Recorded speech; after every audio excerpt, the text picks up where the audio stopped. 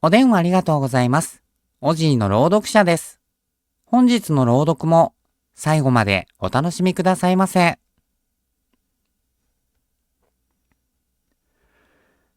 友達の家にて。私は子供の頃から霊が見えます。ですが、幽霊が見えると言っても、未だに半信半疑で、生きている人と区別がつかない時もあるし、あれが本当に幽霊かと問われると、はっきり見えたとは言いにくい時もあります。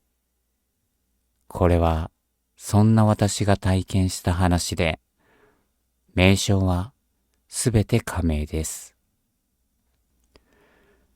高校2年の夏に同じ部活のユミが、明日から夏休みだけど予定ある？と聞いてきました。特に予定もない私はユミに誘われるまま家へ泊まりに行くことにしました。うち幽霊がいるみたいなんだけど、見てくれない？ユミは私が見えていると理解している唯一の友達です。ユミの家は町から1時間近く離れた山間部にあり、平家の落ち人伝説がある集落の一つです。私は一人で午後のバスに乗って曲がりくねった狭い山道をずんずん登っていきます。ユミは毎日こんな道をスクールバスで通学していたということを初めて知りました。家はお寺の隣にあり、お寺と家の間には墓地がありました。ユミの家はお寺なの？と質問すると違うと言います。ご両親やユミの妹たちと明るいうちに夕食を食べ、広い屋敷を案内してもらいました。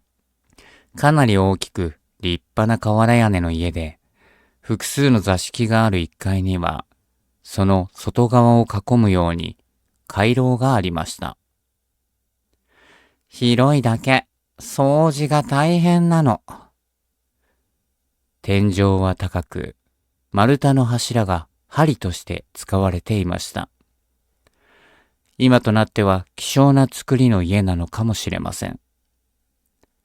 特に気味の悪い場所はない気がしましたが、お風呂場とトイレのあたりは足がすくむ気がしました。古い家ではよくあることで、水回りに先祖の霊がとどまっていることがあります。家を見た後は、ユミと一緒に風呂へ入り、上がると家族はいませんでした。夜は霊が出るので、2階で過ごすというのです。2階には6畳ほどの小部屋があり、4人家族が集まって寝ているとのことです。本来平屋だったものを父親が無理に増築したとのことでした。ぎっしり敷き詰められた布団に息苦しさを感じた私は、下の部屋でもいいけど、と提案しました。ユミは、一緒ならいい、と言って、布団を下の仏間に敷きました。さて、寝る準備は整いましたが、まだ夜7時です。ポットとお茶と茶菓子を母親が用意してくれ、2人布団を並べて、電気をつけたまま、先輩のこと、同級生のこと、今後の進路など、いつまでも話はやみません。そのうち、ユミが寝息を立て始めました。ユミが寝ると急に心細くなった私は、グローランプはつけたままにして布団に潜ります。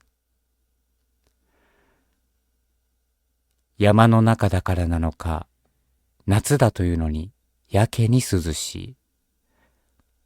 風の音なのか、さわさわとかすかな音が聞こえ、寝ようとしているのに神経が研ぎ澄まされます。さらにはトイレに行きたくなってしまいました。ユミを起こそうとした時でした。ザザザ。廊下から何かを引くような物音がします。明らかな異音に私は大きな声を出してしまいました。ユミ、起きて。ユミははっとしたようにすぐに目を開けました。トイレ。ユミが電気をつけ、襖を開けて真っ暗な廊下に出ます。さっきの音はしません。すぐ先がトイレで、私はユミを怖がらせないように、ごめん、ごめん、と言いながらトイレに駆け込みました。ほっとして出ると、待っててね、とユミが入れ替わりでトイレに入ります。ザザ。また引きずる音が聞こえます。ユミ、まだ？たまらなくなって入ったばかりのユミをせかしました。物音はもうそこの角まで来ています。そうだ、音の正体を見ておかなきゃ。不意にやるべきことを思い出した私は、怖さを押し殺して柱の陰に身を隠し、音が近づくのを待ちました。ざんばら髪の鎧甲冑姿の武士が何かを引きずって歩いています。よく目を凝らすと、仰向けに倒れた着物姿の老女の髪をつかみ引きずっているのです。バンと勢いよくユミがドアを開けて出てきて、私の腕を引っ張ったまま座敷に駆け込みました。見たの？私はうなずきます。血の気が引いているのが自分でもわかりました。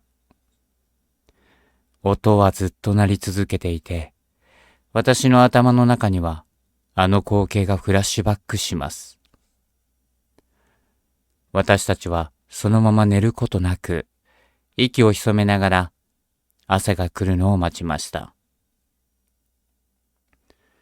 やっぱりいたのか。あなた、霊は払えるのかい？朝食をごちそうになりながら父親から聞かれるも、私はただ見えることがあるだけだと伝えます。幽霊相手じゃ何をすればいいのか。隣の寺に相談してください。隣が寺なら好都合だし、私の出番ではなかったのでは、と思いました。昼過ぎに住職がやってきました。実は、うちの寺は、この山田の墓守で、いつの頃からか集落の寺になったんだと伝えられている。私が昨晩見た光景を話すと、その後、宗派の本山に呼びかけて、大きな法要をして、村にそぐわないような石碑も建てたそうです。住職の話では、霊が騒がしい時は災害の前触れと考えるらしく、思い切って法要をしたのだと言います。ユミの家では、それから霊が出なくなりました。幽霊になってずっと引きずられている老婆がかわいそう。何をしてしまったんだろう。だって、うちのご先祖様に仕えてたおばあちゃんってことでしょ？ユミの疑問を聞いて、私はピンときました。土地に伝わる昔話に、ここの領主の赤ん坊を谷底に捨てた老婆の話があります。領主の家系が途絶えた後、よそから来た領主に村民たちは長い間苦しめられた。老婆はよそから来た領主の姉だと伝わっています。恨みを買った人間の末路に、私は思わずぞっとせずにはいられませんでした。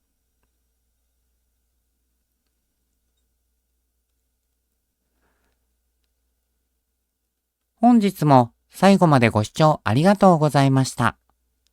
またのご連絡お待ちしております。